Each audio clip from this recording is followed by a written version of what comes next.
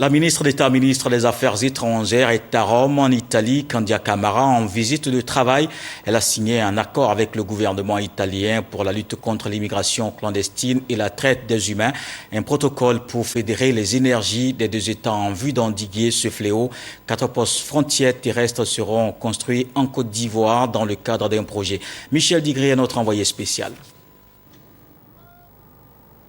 Les défis posés par la migration irrégulière des populations exigent une prise de responsabilité commune et l'engagement des pays d'origine et de destination à gérer efficacement tous les aspects humanitaires et sécuritaires liés à ce phénomène. La Côte d'Ivoire et l'Italie signent un protocole d'accord pour renforcer les capacités de leurs forces de police compétentes en matière de gestion des frontières et de la migration irrégulière, de retour des migrants, de lutte contre le trafic de migrants et la traite des humains. La Côte d'Ivoire était représentée par la délégation conduite par la ministre des Affaires étrangères, Candia Camara. La ministre de l'Intérieur, Luciana Lamorghese, dirigeait la partie italienne. Candia Camara a également eu une séance de travail avec le grand chancelier de l'Ordre de Malte qui a annoncé un projet d'accord sectoriel portant sur la formation des secouristes civils en Côte d'Ivoire pour combler le déficit de sapeurs-pompiers à l'intérieur du pays. Nous entretenons des relations fraternelles avec la Côte d'Ivoire depuis près de 50 ans, au cours desquelles nous avions mené des activités humanitaires et dans le domaine de la santé. Ce genre de rencontres permettent de maintenir cette amitié et nous a permis de réfléchir sur la manière dont nous pouvons développer d'autres activités en Côte d'Ivoire. Nous avons transmis les remerciements du président de la République et de la Côte d'Ivoire à son Excellence pour tout ce que l'Ordre de Malte a fait depuis près d'un demi-siècle en Côte d'Ivoire, aux Ivoiriens. Et donc c'est le sens de notre présence ici pour leur exprimer toute la gratitude du président de la République, son Excellence Alassane Ouattara, et du peuple de Côte d'Ivoire. Fondé au XIe siècle, l'Ordre de Malte est un ordre religieux catholique et laïque qui, par sa vocation hospitalière, agit au service des pauvres, des malades et des populations vulnérables dans le monde. Et ici sur place en Côte d'Ivoire, le pays poursuit son développement. Le gouvernement renforce les capacités de mobilité du corps préfectoral. 61 véhicules de commandement offerts à ces autorités de l'administration afin de les rapprocher des populations. C'est un reportage de Abou Sanogo.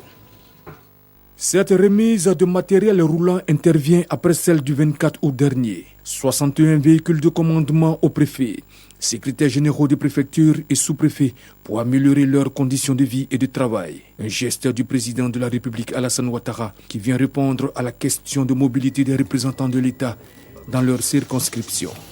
Monsieur le ministre, au moment où nous prenons possession, avec grande émotion, des clés de ces véhicules flambant neufs, je peux ressentir d'ici la joie immense des heureux bénéficiaires qui, pour certains, reçoivent leur premier véhicule de commandement, souvent après plus de 5 ans de patience et d'attente. Les bénéficiaires ont été invités à redoubler d'efforts pour maintenir la cohésion dans leur circonscription.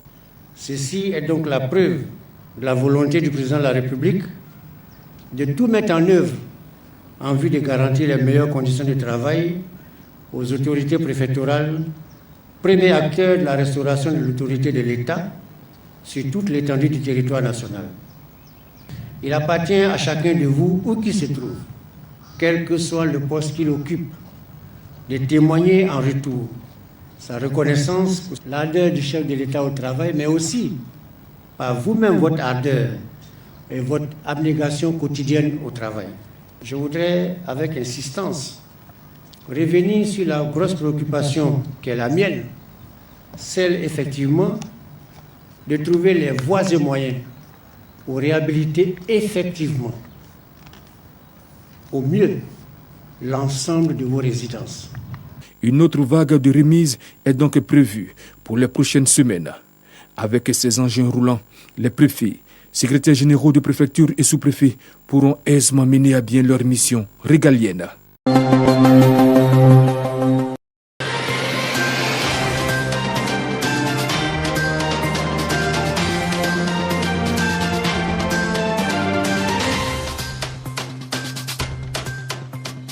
Dans la vie de nos armées, avec l'ouverture de la 4e session du cours d'état-major, 26 officiers venus de l'armée et de la gendarmerie vont être initiés aux techniques et méthodes de préparation des documents d'état-major. Compte rendu Moussa Mané. À la différence des autres sessions, celle-ci se distingue par l'élargissement des modules de formation. C'est ainsi que le module d'armée décentralisé sera dispensé. D'autre part, l'effectif du groupe a connu une hausse avec 26 officiers stagiaires. 10 de la gendarmerie nationale, 6 de l'armée de terre, 2 de la marine nationale, 4 de l'armée de l'air, 2 de la direction du service du matériel des armées, 1 de la direction du génie et des infrastructures des armées et enfin 1 de la direction du service de l'intendance des armées. Comme les sessions précédentes, ce stage va comporter une phase dite spécifique d'armée, qui sera dans un premier temps centralisée, c'est-à-dire en tronc commun, puis décentralisée par armée. Pendant le déroulement de ce module interarmée, les officiers stagiaires recevront des enseignements relatifs aux domaines particuliers de l'armée de l'air, de la marine nationale, de la gendarmerie nationale et de la brigade nationale des sapeurs-pompiers. Cette 4e session s'inscrit dans le cadre de l'appropriation par notre pays de l'enseignement supérieur militaire, d'où la mise en place de l'Institut de défense. La création de l'Institut de défense du Sénégal matérialise surtout une volonté politique et une option stratégique majeure de souveraineté nationale dans la mesure où il va fortement contribuer à capaciter nos officiers à gérer avec efficience les questions de sécurité et de défense nationale. C'est donc dans ce sillage que démarre officiellement aujourd'hui cette session 2021-2022 de l'école d'état-major. Le cours d'état-major est le premier niveau de l'enseignement supérieur militaire. Face aux stagiaires, le général de division a mis l'accent sur l'importance de ce cours pour la suite de leur carrière militaire. Après une première partie de carrière qui vous a conduit jusqu'au niveau commandant de compagnie ou équivalent, vous allez apprendre à utiliser les techniques et méthodes et à traiter les dossiers d'état-major, mais aussi à vous familiariser avec le processus d'élaboration des décisions et des ordres opérationnels. C'est une des finalités de ce stage qui vous prédisposera à occuper les postes qui vous seront dévolus dans les états-majors organiques et opérationnels. Il faut faire de la compétence et l'excellence professionnelle votre credo. Vous n'y parviendrez que par la mise en œuvre des savoir-faire enseignés et de savoir-être inculqués pendant toute l'année académique. À l'issue de cette formation, les officiers diplômés seront en mesure donc de tenir un emploi dans un état-major, mais aussi dans toute structure équivalente au niveau international.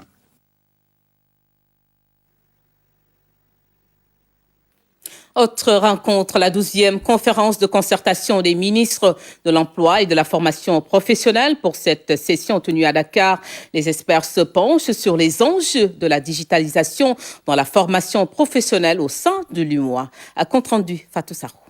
Le Sénégal abrite la conférence de concertation des ministres de l'Emploi et de la formation professionnelle de l'UMOA pour la 2e fois. Cette 12e session tire les leçons de la Covid pour créer de nouvelles opportunités aux jeunes. L'enjeu aujourd'hui, c'est de mieux former les jeunes, de leur donner beaucoup plus de compétences.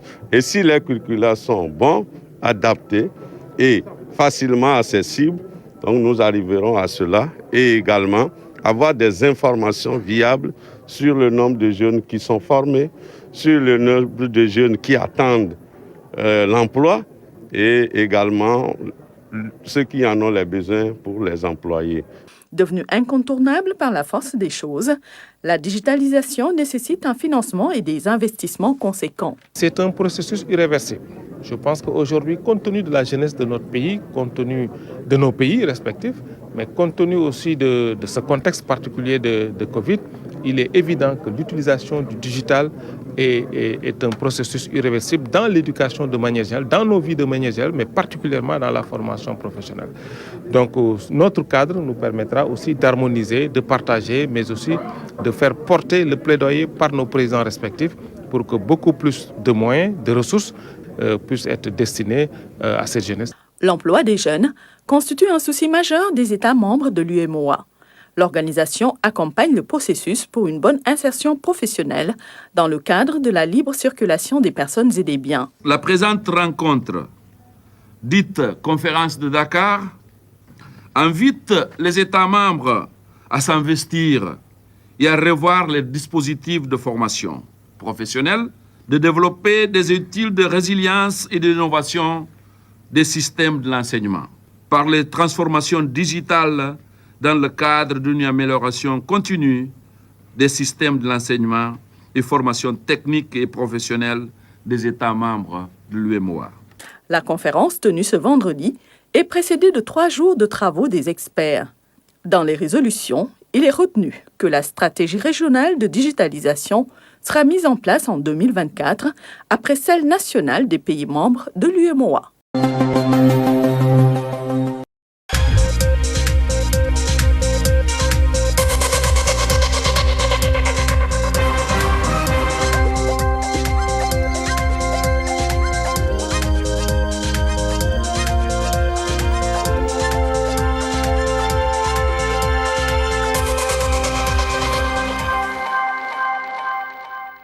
À la campagne de vaccination anti-Covid-19 au Togo, la mobilisation à Tchévié dans le Zio a connu une baisse considérable et pour cause l'incident du 23 septembre dernier. Sur place, une stratégie est mise en place pour amener la population à prendre conscience et à se faire vacciner. Constat avec Elia Gbanyandao. Tchévié, à une trentaine de kilomètres de Lomé.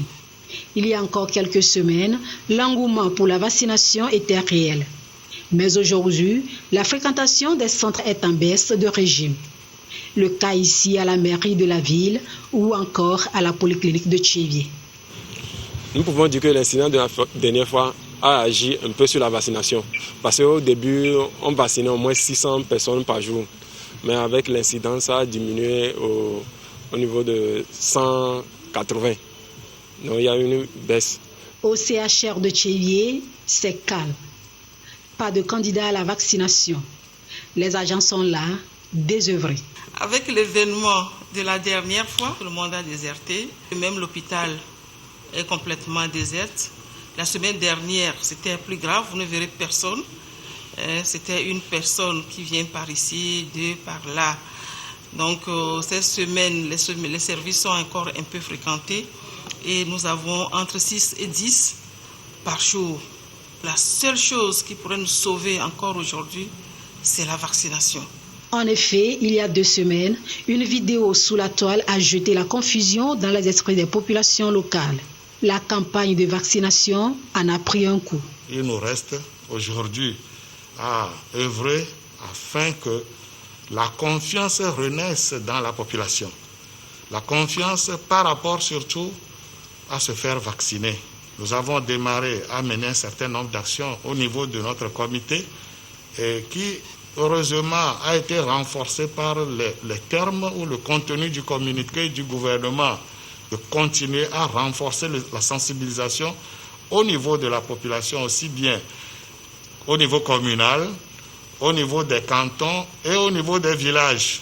Nous pensons également revoir un certain nombre d'activités vis-à-vis des établissements scolaires qui ont réouvert les portes et continuer toujours par prôner la nécessité à ce que tout le monde se fasse vacciner.